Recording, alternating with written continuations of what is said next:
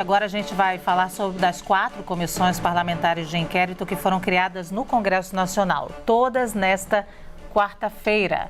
Uma para apurar os atos criminosos do dia 8 de janeiro e dessa você ouve falar o tempo inteiro. Outra para investigar o MST. Tem ainda a que vai investigar as Americanas. E a que vai se debruçar sobre um suposto esquema de manipulação de resultados de partidas de futebol. Vamos a Brasília com a Carol Rosito. Ela vai trazer mais informações sobre essa quantidade enorme de CPIs e CPMI.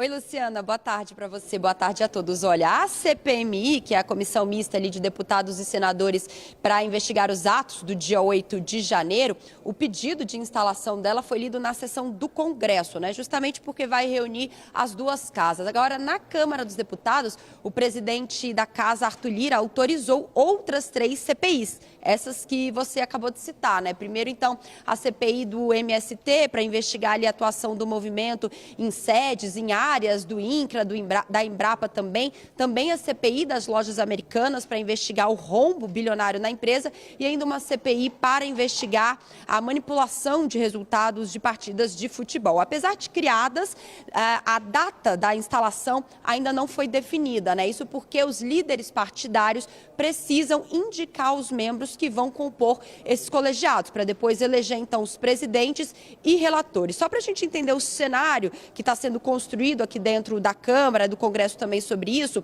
na CPI do MST, o PL está cotado para assumir a relatoria, republicanos, presidência. A CPI das Americanas, o PP deve ser indicado presidente e relatoria deve ficar ali na mão de um dos deputados daquele bloco formado por MDB, republicanos, PSD, Podemos e PSC. Na CPI do futebol, o PSB deve ficar com a relatoria, já que o deputado foi o autor desse requerimento. A CPMI está um pouco mais confuso ali nesse meio de campo, digamos assim, porque tem na disputa PP, MDB, a base do governo também, MDB, que estão brigando ali pelos cargos mais importantes. A gente segue acompanhando definições que devem ficar, então, para as próximas semanas. Muito obrigada, Carol. A gente segue aqui com o debate. Eu estou com o Tardelli, Roberto Tardelli, o Zé Eduardo Cardoso, a Samantha Maier e hoje a convidada a Janaína Pascoal. Mas dessa vez, Janaína, você não vai ser primeira. Eu vou começar com o Zé Eduardo. Essas comissões simultâneas comprometem votações importantes, Zé Eduardo? Olha, não dá para antever o futuro, mas nunca é boa para a estabilidade parlamentar uma ocorrência muito grande de CPIs. Isso nunca foi bom para nenhum governo, de direita, de esquerda, de centro ou de lado. Claro. Por quê? Na verdade, a CPI ela tem que ser uma comissão temporária, extraordinariamente criada para apurar situações, primeiro, graves, mas além disso, que não estão sendo devidamente investigadas pelos órgãos que ordinariamente devem fazê-la, ou se esses órgãos não estiverem chegando a resultados satisfatórios. Ou seja, são questões graves e que se tem a convicção que os órgãos de investigação não estão apurando devidamente ou não estão chegando resultados bons, satisfatórios em relação aos ilícitos investigados. Quando não se age dentro desta regra e o parlamento cria de maneira como está criando CPIs, me parece que se banaliza a CPI. Então, além de se banalizar a CPI, que é uma coisa importante, você banaliza o próprio parlamento e acaba desconcentrando as forças da pauta legislativa e criando tensões desnecessárias. Vou dar um exemplo. A CPI sobre as partidas de futebol. Claro, eu não vou discutir a relevância ou a irrelevância, aliás, o futebol é fundamental neste país, mas vamos ser sinceros, será que as situações aqui não poderiam ser apuradas pelos órgãos ordinários? Está havendo algum problema que exigiria uma CPI nesse momento? Então, coisas desse tipo eu acho que acabam não sendo bem postas. As CPIs acabam se transformando em palcos teatrais para exibições de parlamentares na perspectiva de conseguir as luzes de uma forma absolutamente descomprometida com aquilo que é o verdadeiro papel do parlamento. Então, portanto, eu sou um defensor de CPIs. Aliás, minha vida parlamentar foi muito marcada por CPIs, mas eu acho que CPIs têm que ser, primeiro, criadas com comedimento, dentro dessas regras que eu descrevi. Em segundo lugar, os parlamentares devem ter eu não digo isenção porque ninguém é isento, Até é muito difícil no parlamento você ser imparcial, acho que não existe parcialmente isso. A vida parlamentar pressupõe uma parcialidade, mas você tem que se comportar com o máximo decoro, evitando performances e situações que, no fundo, comprometem a imagem não só do parlamentar, mas do parlamento e da democracia. Janaína, essa quantidade compromete votações importantes do governo? É uma decisão dos parlamentares, né, mas eu gostaria de pedir aos parlamentares que, apesar desse trabalho importante nas CPIs e CPMIs, que não descuidem, né, de 2 pontos. Né? Primeiro, esse famigerado projeto das assim chamadas fake news. Isso é o maior perigo que a sociedade está sofrendo de intervenção, de censura, de tudo que não é ruim aqui. Então, pelo amor de Deus, para não descuidarem disso. E também para não se iludirem com as brigas teatrais em torno do tal do arcabouço fiscal, porque eu estou convencida de que a deputada Gleisi, que também é presidente do PT, está criticando o arcabouço, dizendo que ele é contra a sociedade, que ele é rígido demais, para nos distrair do fato central de que o arcabouço acaba com a lei de responsabilidade fiscal para a União. E isso, inclusive, está escrito claramente. Então, se os parlamentares, né, não se distraírem desses importantes pontos, eu não vejo problema fazer as comissões parlamentares de inquérito com destaque para essas 2, do MST e do 8 de janeiro, porque me parecem investigações muito significativas. E eu queria fazer um comentário sempre respeitoso, que eu cansei de ver parlamentares da esquerda fazendo performance dentro do parlamento, seja no Senado, seja na Câmara.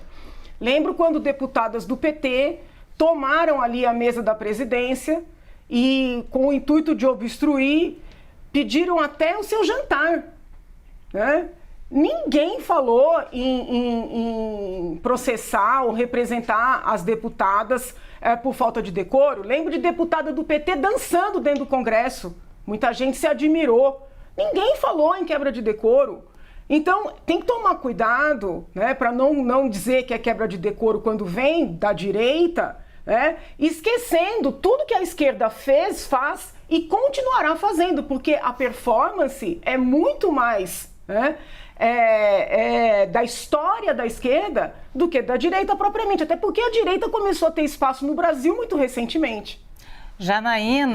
Janaína chegou tacando fogo aqui na nossa bancada, porque a gente começou a falar da quantidade de CPIs e aí ela meteu aqui o PL das fake news para discutir. Bom, eu não sei se a gente tem aqui, não sei, Tardelli, vou passar para o Tardelli, não é o tema que a gente está discutindo nesse momento, mas Janaína já trouxe o PL das fake news e também agora a questão da performance, que está relacionado, para quem chegou agora, a gente estava falando aqui do senador Eduardo Girão, que entregou uma réplica de um feto de 11 semanas ao ministro Silvio Almeida e a gente discutiu esse tema. Janaína trouxe de volta, então, essa fala só para vocês entenderem. Agora eu vou passar para o Tardelli.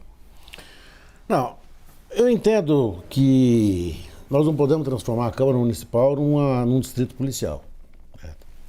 Nós não temos que ficar exigindo... A Câmara Federal, você falou municipal. Federal, num distrito policial. Nós não temos que transformar a Câmara num instituto de investigação. O parlamento é muito mais do que isso. A investigação, por exemplo, das lojas americanas é uma investigação pontual, que pode ser feita, deve ser feita, está sendo feita pela Polícia Federal. A questão do futebol está sendo acompanhada pelo GAECO de Goiás, pelos outros ministérios públicos estaduais, né, muito atentamente. Não vejo razão para que esses temas sejam erigidos à categoria de uma CPI.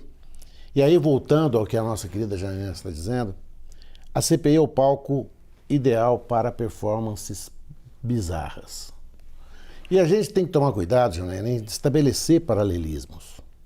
Uma coisa é eu sentar na mesa da Câmara, outra coisa é entregar um feto de plástico para alguém. São situações que não se espelham. Nós não podemos colocá-las no mesmo patamar de gravidade. O que o senador Girão fez com o nosso ministro, digo nosso porque o ministro que está no poder é o ministro de Estado, foi evidentemente uma agressão seríssima foi chamá-lo de insensível, foi chamá-lo de indiferente, foi chamá-lo de alguém que não se condói, certo, com o nascituro. É algo horrível. Ele foi muito agredido. A agressão se deu sem palavras, mas o gesto foi um gesto muito agressivo. Diferentemente de outra situação. Eu me lembro da deputada que dançou, ela não ofendeu ninguém. O que nós não podemos imaginar é que essas CPIs, e eu imagino, por exemplo, a CPI do futebol, certo? Manipulação de resultados, o que vai chegar a isto? Eu me lembro que o Zé Eduardo, a Samanta, e você me corrija, nós tivemos uma CPI aqui, salvo engano, porque o Brasil perdeu uma Copa, não tivemos? Da Copa de 98? Olha que eu vou procurar. Vai falando que eu vou pesquisar, isso. Vai falando. Eu sei, porque o Ronaldo, o fenômeno, foi intimado, foi convocado a depor na CPI e perguntaram para ele por que o Brasil perdeu o jogo da França. Falou, Jesus, né? Porque perdemos, jogamos pior, né? Será que acharam que tinha vendido? CPI encerra a investigação sobre 98, é isso mesmo, Então, tivemos. nós não podemos cair nessa esparrela de novo, né? As CPIs constituem esse importantíssimo esquema de investigação daquilo que não se investigou, daquilo que está corroendo o país, daquilo que necessita de pessoas com mandato popular, com legitimidade popular, para fazer uma investigação que ultrapasse os próprios limites das instituições. Quando nós tivemos a CPI da Covid conseguiu estabelecer um panorama da Covid no Brasil, do negacionismo do governo, das políticas desastrosas que o governo fez, do quanto de mortes poderiam ter sido evitadas. Se não virou nada no âmbito jurídico penal, isso é outra coisa. Mas ela nos esclareceu uma série de situações e nos preparou para que nós pudéssemos enfrentá-las. Esse tema, essa CPI foi uma CPI relevante. A CPI do 8 de janeiro, que eu até pouco tempo achava que fosse dispensável, ela se tornou relevante. É isso. Não quero falar muito para não ficar falando demais. Não, e porque eu também já disse sim, fui te cortando, né, Tardelli? Você a Lu, ela tem uma educação, ela tem um jeitinho manso, doce de interromper a gente. Assim. O telespectador já sabe que eu falo sim, é hora de... Você já o está jeito doce muito. dela. Assim, né? Samanta, você? Bom, eu vou discordar aqui do Tardelli no sentido de que o senador Girão ofendeu o ministro de Direitos Humanos e a deputada com a dancinha não ofendeu ninguém, não. Ela ofendeu toda a sociedade, não é? A partir do momento que ela dança em face, não é, do dinheiro público e do povo brasileiro. No que diz respeito à CPI, eu entendi da fala, tanto do Zé Eduardo quanto do Tardelli, que eles estão colocando requisitos que não constam da Constituição. Ou seja, a Constituição não exige que não esteja sendo feita uma investigação judicial ou que ela não está sendo feita a contento. A Constituição é muito clara. A Constituição estabelece que a CPI é um direito de minoria e que eu preciso de 3 fatores apenas para instaurar uma CPI. Fato determinado, não sei se grave ou não, mas ele tem que ser específico. Prazo certo, não é? E o que mais que ela estabelece?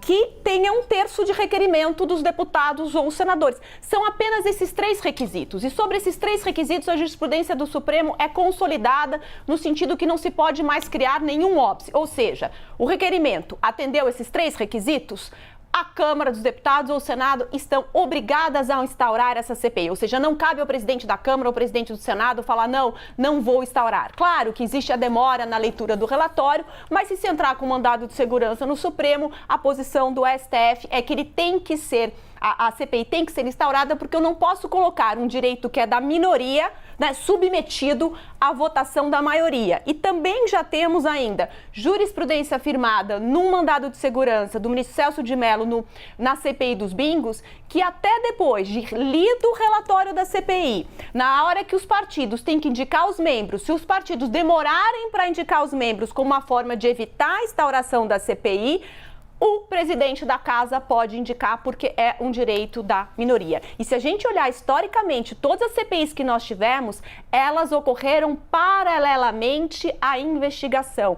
paralelamente aos processos judiciais. E na grande maioria das vezes, o resultado da CPI não difere do resultado que a Justiça chegou. Isso do ponto de vista jurídico. Do ponto de vista político, vou concordar com o ministro Zé Eduardo de que gera uma instabilidade. E isso demonstra o quê? Demonstra a fragilidade do governo atual. Por quê? Nós temos uma posição que está organizada e que está usando o seu direito constitucional de instaurar CPI. O que me causa espanto é que esse excesso de CPI está vindo num momento, não é? Que é o início do governo, no momento em que o governo deveria estar mais forte, porque acabou de ganhar umas eleições, mas que demonstra uma estabilidade política inegavelmente e pode vir a tirar o foco dos projetos de lei a que a Janaína faz referência e que são de extrema importância para o nosso país.